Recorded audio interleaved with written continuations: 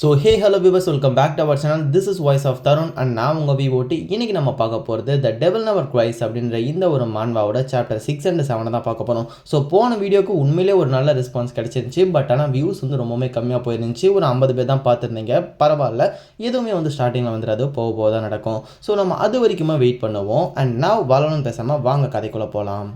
Devil never cries அப்படின்ற இந்த ஒரு மான்வாவோட சாப்டர் 7 and 6 தான் இன்றைக்கி நம்ம பார்க்க போகிறோம். அது மட்டும் இல்லாமல் இந்த மான்வா ஏற்கனவே பார்த்த மாதிரி இருக்குன்னு சொல்லியிருக்கீங்க. ஸோ அதை பற்றி மீதி எல்லா கதையுமே நம்ம வளரணும் பேசாமல் லாஸ்ட்டில் பேசிக்கலாம்.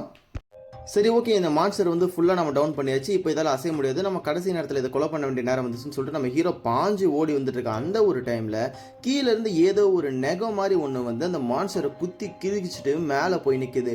பார்த்தா அந்த நெகத்துலேருந்து ஒரு மான்ஸ்டர் அப்படியே கையை விட்டு கிழிச்சிட்டு மேலே வருது. இதை பார்த்த உடனே அங்கே இருக்க நம்ம ஹீரோலேருந்து எல்லாருமே ஒரு செகண்ட் ஆச்சரியப்படுறாங்க, பயப்படுறாங்க. பிகாஸ் அந்த மான்ஸ்டர் வந்து ஒரு ஃபின் மான்ஸ்டர்னு சொல்லுவாங்க. அந்த மான்ஸ்டர் வந்த பவராக்கே எல்லாருமே வந்து மிரண்டுட்டாங்க. அதோட அவுரா சென்ஸுக்கே வந்து நம்மளோட மஞ்சமண்ட மாஸ்டர்லாம் பார்த்து மிரண்டுட்டாரு. இது ஃபின் மாஸ்டர் ஆச்சு, இது எப்படி இங்கே வந்துச்சுன்னு சொல்லிட்டு நம்ம மஞ்சமண்ட மாஸ்டர் டென்ஷன் ஆகி எல்லாரும் பின்னாடி வாங்கன்னு சொல்லிட்டு ஒரு உத்தரவு போடுறாரு. எல்லா பசங்களுமே வந்து பயந்து அந்த இடத்துல ஓடி வந்துட்டு இருக்காங்க. நம்ம மஞ்சமண்ட மாஸ்டர் பக்கத்தில் இருந்த 2 டீச்சர்ஸுமே பசங்களை காப்பாற்றுறதுக்காக உடனே அந்த இடத்துல இருந்து குதிச்சு பசங்களை சேவ் பண்ணுறதுக்கு முன்னாடி போயிட்டு இருக்காங்க.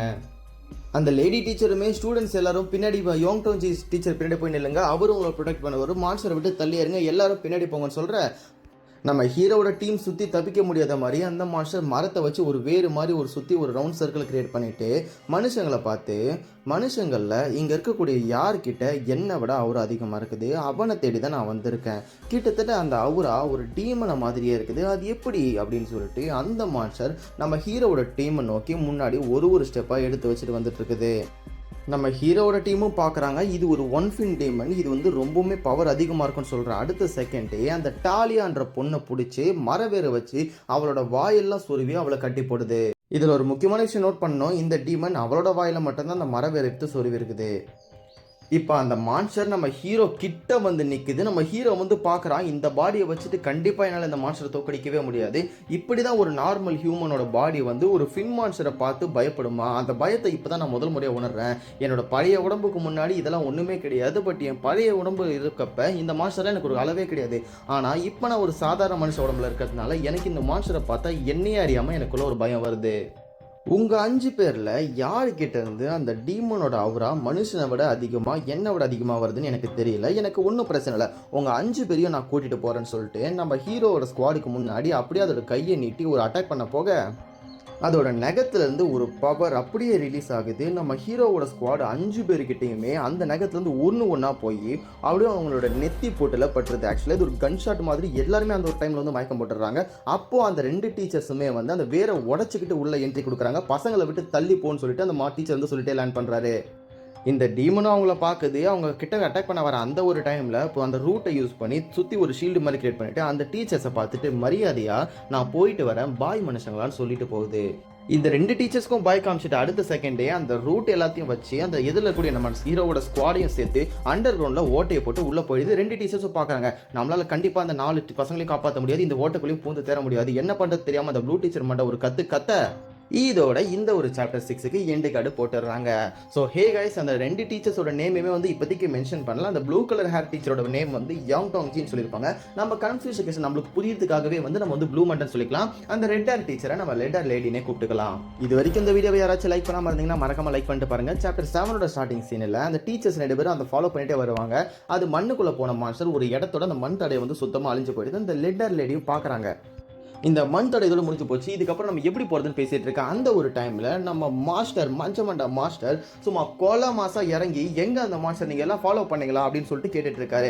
அதுக்கு யாங் டங் ஜி அவர் என்ன சொல்கிறாருன்னா, இல்லை சார், நாங்கள் ஃபாலோ பண்ண முடியல, அந்த 3 பேரையும் கூட்டிட்டு அந்த மாஸ்டர் வந்து உள்ளே போயிடுச்சு, 4 பேரை கூட்டிட்டு உள்ளே போயிடுச்சு, இதோட அந்த மண் தடை வந்து அழிஞ்சு போச்சு அப்படின்னு சொல்கிறாரு.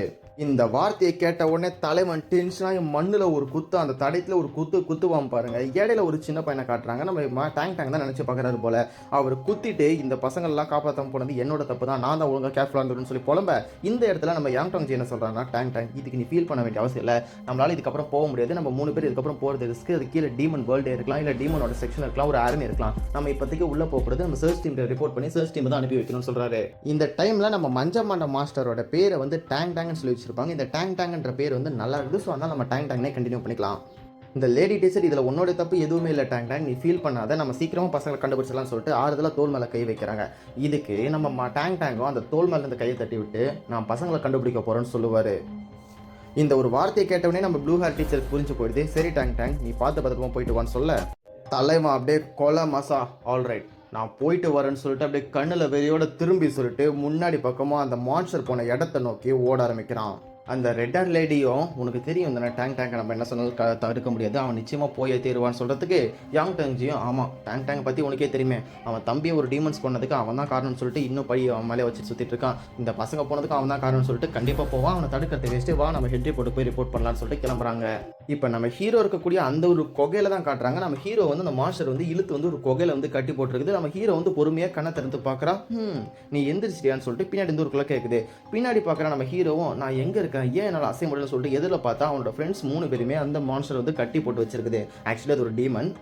நம்ம ஹீரோ இதெல்லாம் பார்த்துட்டு இருக்க அந்த ஒரு டைம்லேயே பின்னாடி இருந்து அந்த டீமன் பரவாயில்லையே நீ இவ்வளோ சீக்கிரம் எந்திரிச்சிட்டியா, அப்போது உனக்குள்ளே தான் அந்த டீமன் அவர் அதிகமாக இருக்குதா, நான் சென்ஸ் பண்ண அளவுக்கு என்னை விட இங்கே டீமன் அவர் அதிகமாக இருக்குதுன்னா அது ஊன்ட்ட தான், ஸோ அதனால தான் உன்னை நான் இங்கே பிடிச்சிட்டு வந்தேன்னு சொல்லுது. நம்ம ஹீரோவும் அந்த டீமனை பார்க்குறான். அந்த டீமன் அப்படியே ஒரு டென்ஷன் ஆகி ஒரு கட்டையிலே ஒரு குத்தி பக்கத்தில் இந்த கட்டையை உடைக்க நம்ம ஹீரோவை பிடிச்சி எப்படி ஒரு மனுஷனால இந்த அளவுக்கு அவர் அதிகமாக வச்சுட்டு இருக்க முடியும்னு சொல்லிட்டு நம்ம ஹீரோவை பார்த்து மிரட்டி கேட்குது.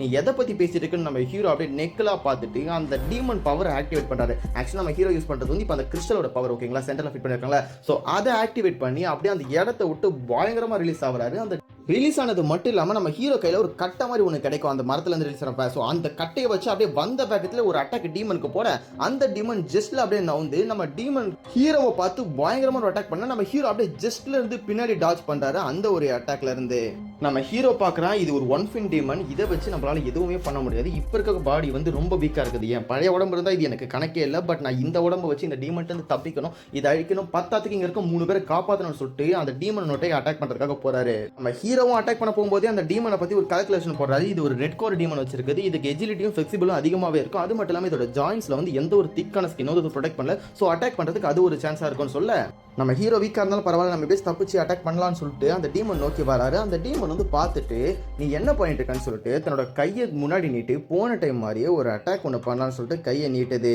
கையை நீட்டின அட்டாக் அடுத்த செகண்டே நம்ம ஹீரோ வந்து ஏதோ ஒன்று ஃபீல் பண்ணுறாரு. பார்த்தா அந்த டீமன் நம்ம ஹீரோவோட செஸ்ட்லேயே கையை விட்டு ஓட்டையை போட்டு நிற்குது. அப்படி செஸ்ட்டில் ஓட்டையை போட்ட அடுத்த செகண்ட் நம்ம ஹீரோவோட இந்த சாப்டரை முடிச்சிடுறாங்க. ஸோ சாப்டர் 7ஓட எண்டு கார்டு இதில் நிற்குது. இதுக்கு அடுத்து 8, 9, 11, 12 நம்ம போயிட்டே இருக்கலாம். அடுத்த வீடியோவில் என்னடா வழக்கமாக வீடியோ வந்து 20 நிமிஷம் கிட்ட வருமே, இப்போ நான் 2 சாப்டர் போட்டிருக்கேன்னு கேட்டிங்கன்னா அது வந்து கொஞ்சம் மணி பெய்டு ப்ராப்ளம்லாம் இருக்குது. அந்த வெப்சைட்டில் நம்ம வந்து இது மான்வா படிக்கிறோன்னா அதுக்கு வந்து பே பண்ணணுமா, ஸோ அதை வந்து நான் எக்ஸ்பெக்ட் பண்ணலை. அது ஃப்ரீ வெப்சைட் தான் நினச்சிட்டு இருந்தேன், பட் இருந்தாலும் அது வந்து பெய்டில் இருக்குது. சரி அதெல்லாம் நான் பார்த்துட்டு நாளைக்கு வந்து வீடியோ போட்டுடுறேன். சரி ஓகே, நான் ஸ்டார்டிங்லேயே சொன்ன மாதிரி நம்ம சொந்த கதையை பேசலாமா? So hey guys, this is voice of Tarun. என்னோட பேரே வந்து தருண் தான். நம்ம சேனல் வந்து ஓரளவுக்கு நல்லாவே போகுது ஓகேங்களா. எப்படின்னா அந்த டவுன் மோட்டிவ்ஸ் அந்த வியூஸே போகாமல் இருக்கிறதுக்கு ஒரு 50 பேர் பார்த்தாலுமே அதில் ஒரு 10 கமெண்ட்ஸு, சில பேரில் வந்து நிறையவே வந்து மோட்டிவேட் பண்ணுறீங்க, சில டிப்ஸ் தரீங்க. அப்புறம் இந்த மான்வா வந்து ஏற்கனவே பார்த்த மாதிரி இருக்குது, அது வந்து வேறு சேனலில் போட்டு காப்பிரைட்டில் இப்போ அந்த சேனல் இல்லைன்னு சொல்லியிருந்தீங்க. ஸோ ப்ரோ உங்களோட இன்ஃபர்மேஷன் எல்லாத்துக்குமே வந்து ஒரு பயங்கரமான தேங்க்ஸ் சொல்லிக்கிறேன்.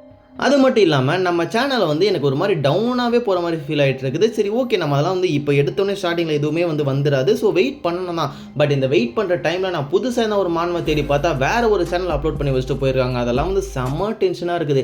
கஷ்டப்பட்டு நம்ம வந்து ஒரு மான்வாவை கண்டுபிடிக்கிறோம், பார்த்தா அதுக்கு முன்னாடியே ஒரு சேனல் அவன் வந்து அந்த மான்வா மட்டும் தான் போட்டிருப்பான். உதாரணத்துக்கு நம்ம நருட்டோலேருந்து ஒரு மான்வா வருதுன்னு ஒரு எக்ஸாம்பிளுக்கு வச்சுக்குவோம். அந்த மான்வாவை நான் எடுத்து அப்லோட் பண்ணலாம்னு சொல்லிட்டு யூடியூப்ல யாரா போட்டுருக்காங்க செக் பண்ணி பார்த்தா ஒரு சேனல் இருக்குது.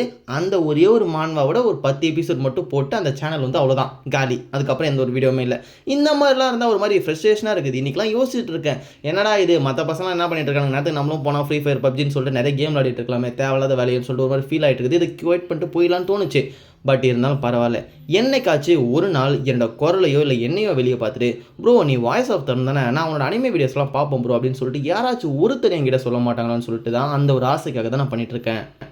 அது மட்டும் இல்லாமல் என்கிட்ட நிறைய புதுசான ஐடியாஸ்லாம் இருக்குது நம்ம சேனலில் புது அனிமே கண்டென்ட்ஸ்லாம் போகிறதுக்கு. உதாரணத்துக்கு இது ஒரு நார்மல் அனிமே தமிழ் ரீகேப்பு மான்வா போகிற சேனலாக இருக்க போகிறதே கிடையாது. வாய்ஸ் ஆஃப் தருணா அது கொஞ்சம் டிஃப்ரெண்ட்டான அனிமே சேனல்பான்னு சொல்ல வைக்க போகிறேன். ப்ரோ அதை எப்படி ப்ரோ நீ பண்ண போகிற புது ஐடியானா எந்த மாதிரின்னு கேட்குறீங்கன்னா, உதாரணத்துக்கு இப்போ நம்ம டீ குடிக்கிறோன்னா டீயை பேஸ் பண்ணி தான் ஒரு அனிமே இருக்குமான்னு சொல்லிட்டு அதை பொறுத்து நான் ஒரு வீடியோ போட போகிறேன்.